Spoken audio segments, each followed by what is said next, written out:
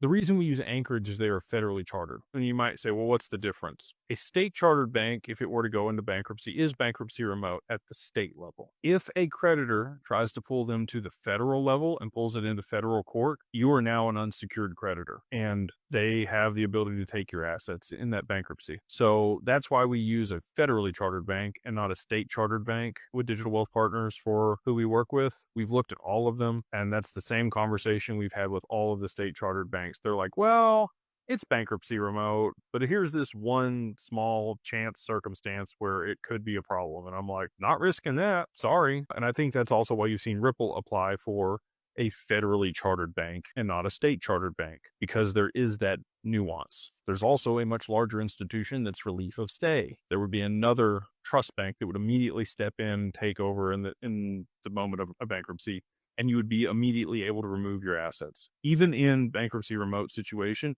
you still have to go through the bankruptcy proceedings, but you will get your assets. They cannot liquidate them. You are not a creditor. They cannot use them in the bankruptcy proceedings, but it will take a little bit before you get your stuff if that circumstance plays out.